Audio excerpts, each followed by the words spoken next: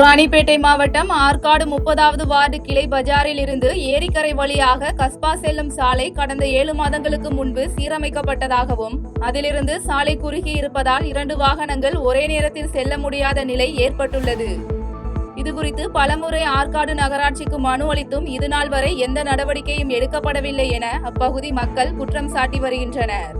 அந்த ரோடோட அளவு வித்து கம்மியாகி அதோட டென்சிட்டியும் கம்மியாயிடுச்சு, அதோட அடர்த்தியும் கம்மியாகி எல்லாம் அமுங்கி போயிருக்குது. அதை சரி செய்ய சொல்லி நாங்கள் ஏற்கனவே பல முறை மனு கொடுத்துட்டோம் மாவட்ட ஆட்சியரிடம். இது வரைக்கும் ஒரே ஒரு வாட்டி கூட ஆய்வு பண்ணல, ஒரே ஒரு வாட்டி நடவடிக்கையும் எடுக்கல. இந்த நகராட்சி என்னதான் பண்றாங்கன்னு எனக்கு தெரியல. நாங்கள் பல முறை இதை சொல்லியும் ஏற்கனவே இருந்த நகராட்சி ஆணையாளர் கண்டிப்பா செய்யறேன்னு சொல்லி தான் இது செய்யாம அவர் டிரான்ஸ்பர்ல போயிட்டாரு. இப்ப வந்திருக்கிற புது நகராட்சி ஆணையாளராவது கண்டிப்பா செய்வாரான்றது கேள்விக்குறியா தான் இருக்குது. இதை தயவு செய்து விரைவா சீக்கிரமா செஞ்சு தரணுன்றதுதான் எங்களோட கோரிக்கை. அந்த முதல்ல அந்த ஆக்கிரமிப்பு எங்களுக்கு அதை சரி செய்து விரிவாக்கம் பண்ணி கொடுக்கறது தான் எங்களுக்கு பெரிய ஒரு உதவியா இருக்குன்றத நாங்க நகராட்சி ஆணையர்கிட்ட ஒரு கோரிக்கையா வைக்கிறோம். தென் மாவட்டங்களில் உள்ள சிறைகளில் இருந்து பல்வேறு உடல்நல குறைபாடுகள் காரணமாக கைதிகள் தொடர்ச்சியாக நெல்லை அரசு மருத்துவமனையில் அனுமதிக்கப்பட்டு சிகிச்சை பெறுவது தகவல் அறியும் உரிமை சட்டத்தின் மூலம் பெறப்பட்ட ஆவணங்கள் வாயிலாக அம்பலமாகியுள்ளது. இதில் கடந்த 2 ஆண்டுகளில் மட்டும் 200க்கும் மேற்பட்ட கைதிகள் எலும்பு முறிவு, கண்ணோய் உள்ளிட்ட பல்வேறு பாதிப்புகளுக்காக உள்நோயாளிகளாக சிகிச்சை பெற்றுள்ளது தெரியவந்துள்ளது.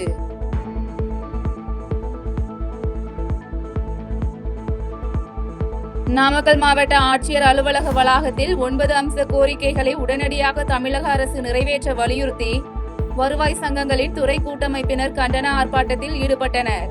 மேலும் ஆர்ப்பாட்டத்தில் வருவாய்த்துறை சங்கங்களுடன் பேச்சுவார்த்தை நடத்தி கோரிக்கைகளை நிறைவேற்றும் வரை போராட்டம் தொடரும் என நிர்வாகிகள் தெரிவித்துள்ளனர்.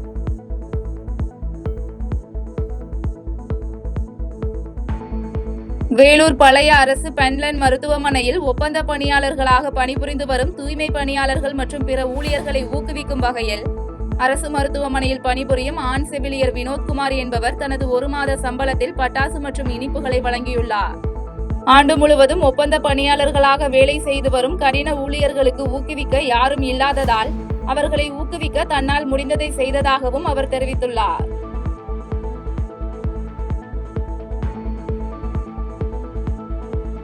அனைத்து நிலை அலுவலர்களுக்கும் மேம்படுத்தப்பட்ட ஊதியத்திற்கான ஆணையினை வழங்கிட வேண்டும், பணி நியமனத்தினை 25% உயர்த்தி வழங்கிட வேண்டும் உள்ளிட்ட பல்வேறு கோரிக்கைகளை வலியுறுத்தி புதுக்கோட்டை மாவட்ட ஆட்சியர் அலுவலகத்தில் வருவாய்த்துறை சங்கங்களின் கூட்டமைப்பு சார்பில் கண்டன ஆர்ப்பாட்டம் நடைபெற்றது.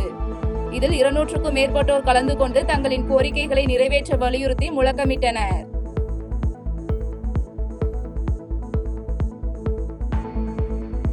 பாலஸ்தீனில் காசா மக்களுக்கு எதிராக இஸ்ரேல் மேற்கொண்டு வரும் இனப்படுகொலை அநியாயங்களை கண்டித்து கோவை மாவட்ட அனைத்து ஜமாஅத்கள், இஸ்லாமிய இயக்கங்கள் மற்றும் அரசியல் கட்சிகளின் கூட்டமைப்பு சார்பில் மாபெரும் கண்டன ஆர்ப்பாட்டம் நடைபெற்றது.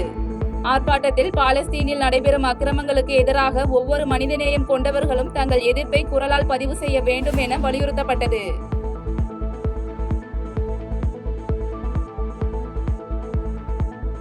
திருப்பத்தூர் மாவட்ட ஆட்சியர் அலுவலகத்தில் 9 அம்ச கோரிக்கையை நிறைவேற்ற கோரி வருவாய்த்துறை சங்கங்களின் கூட்டமைப்பு சார்பில் 1 மணி நேரம் வெளிநடப்பு மற்றும் கண்டன ஆர்ப்பாட்டம் நடைபெற்றது. இந்த ஆர்ப்பாட்டத்தில் வருவாய்த்துறையில் காலியாக உள்ள பணியிடங்களை உடனடியாக நிரப்ப வேண்டும், பணியின் போது இறக்கும் பணியாளர்களின் குடும்பங்களுக்கு 25% கருணை அடிப்படையில் வேலைவாய்ப்பு வழங்க வேண்டும் உள்ளிட்ட கோரிக்கைகள் வலியுறுத்தப்பட்டது.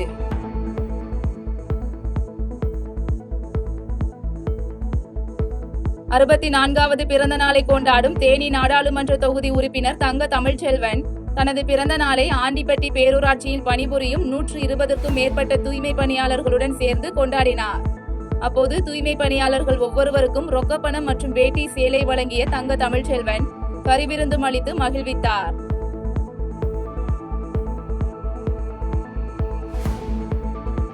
மதுரை மாவட்டம் மேலூரில் பட்டதாரி இளைஞரான ராம்பிரகாஷ் என்ற இளைஞர் மேலூர் பேருந்து நிலையம் முன்பு 10க்கும் மேற்பட்ட கும்பலால் அடித்து கொலை செய்யப்பட்டார்.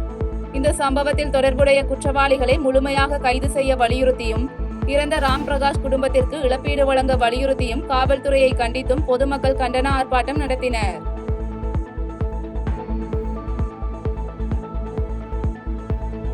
முதலமைச்சர் கோப்பைக்கான பள்ளி மாணவர்களுக்கான மாநில ஹாக்கி போட்டி தூத்துக்குடி மாவட்டம் கோவில்பட்டி கிருஷ்ணா நகரில் உள்ள செயற்கை புல்வெளி ஹாக்கி மைதானத்தில் 3ஆம் தேதி முதல் 7ஆம் தேதி வரை நடைபெறுகிறது.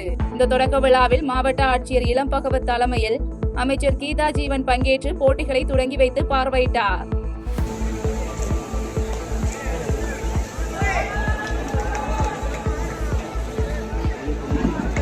செய்திகளை உடனுக்குடன் தெரிந்து கொள்ள கீழ்கண்ட கேபிள் மற்றும் டிடிஎச் நெட்வொர்க்குகளில் எம்நாடு செய்தி தொலைக்காட்சியை காணுங்கள்.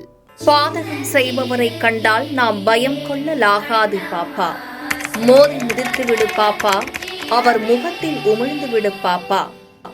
அண்மை செய்திகளை உடனுக்குடன் தெரிந்து கொள்ள இணைந்திருங்கள் எம்நாடு தொலைக்காட்சியுடன்.